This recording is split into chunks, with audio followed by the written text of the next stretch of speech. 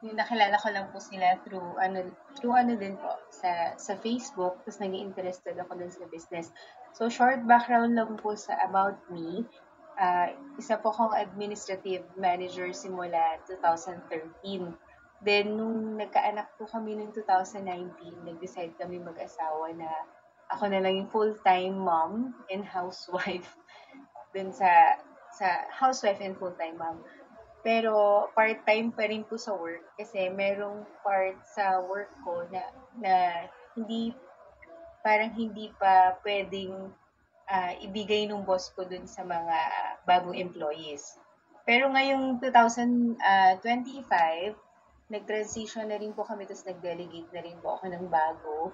So, nag-resign na ako pero hindi pa talaga totally nile-let go kasi nga may dine-delegate po ako. Then, ayun nga, ang dami ko pong free time.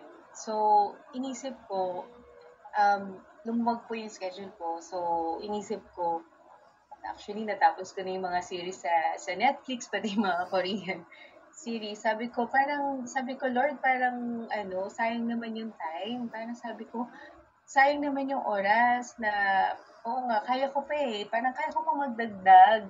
So, nag-pray po ako ng business. Actually, hindi extra income eh. Kasi extra income, parang sabi ko, extra income, pwede ka ahente lang, magkaka-extra income ako. Pero Lord, gusto ko po yung business na mag-fit dun sa lifestyle ko.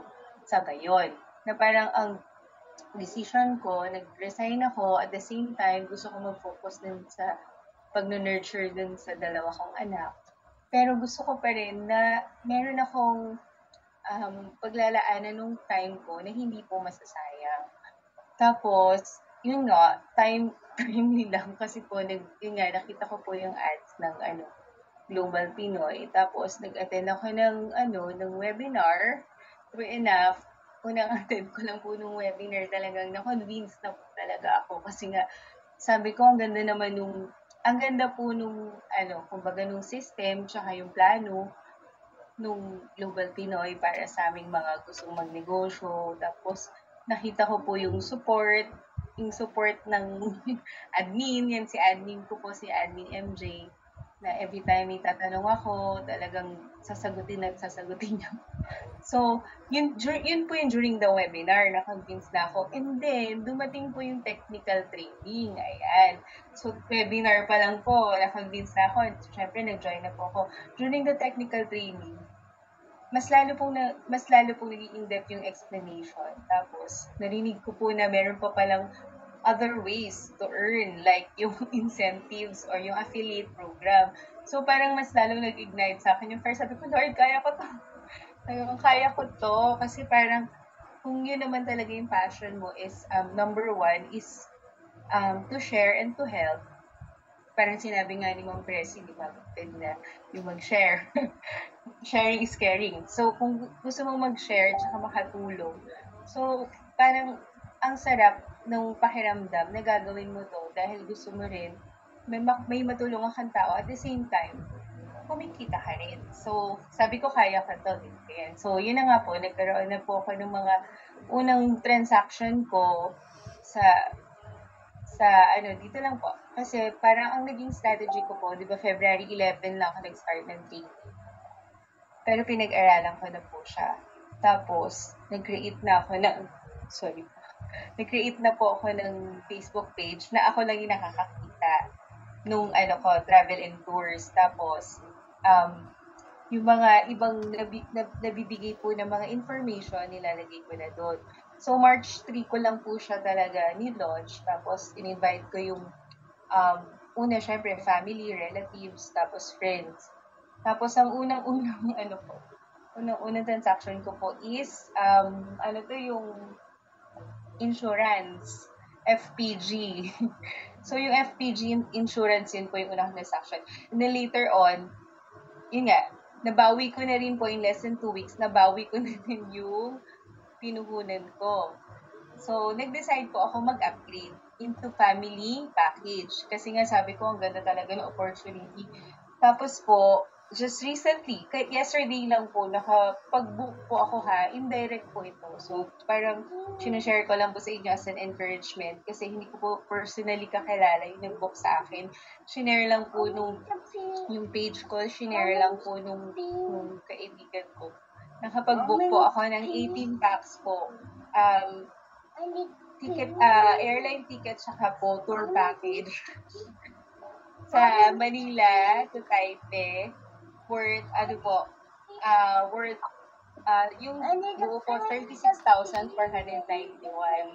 So, yun lang po, nakakatuwa lang kasi po, nung nag-decide po ako mag-upgrade, na-upgrade din ni Lord yung earnings kahapon lang, kumita po agad. So, wait lang po, ma'am. Sorry. Wait lang po, ma'am. Nakaka-inspire naman si Ma'am Kat na imagine po ng iba. Siyempre, minsan po, gusto natin i-validate talaga yung credibility ng company. Actually, after nung sinend po sa akin yung booking confirmation, sanay din po ako sa booking kasi nagta-travel din po kami family. Tsaka lahat po yata ng mga app ng mga airlines meron po ako sa phone. Sinag ko po agad. Binalidate ko po agad yung booking reference number. And true enough po talaga, legit po talaga si Global Pinoy. So, yun po, excited lang po ako na dun sa mga susunod ko pang bookings, ang dami na rin po naka-line up. Tapos, ang dami na rin po nag-inquire talaga dun sa page na parang, ito pa po yung isa pang ginagustuhan ko po dun eh. Kasi yung time ho kasi di ba yung iba, pag magbe-business ka, kailangan i-edit mo pa yung mga ipopost mo, ikaw pa yung gagawa ng content, tapos ikaw pa, pinakamahirap po talaga sa lahat sa negosyo, yung mag-compose ng sabihin mo dun sa minamarket mo. So, ito po si Global Pinoy, meron na po silang parang sinishare po nila yung mga packages, tapos may description na po, na gagawin lang po natin talaga is ilalagay lang po natin sa baba yung phone number natin. Tapos, ipopost na po natin sa page natin. Kaya sobrang ganda po talaga ng plano nung presidente.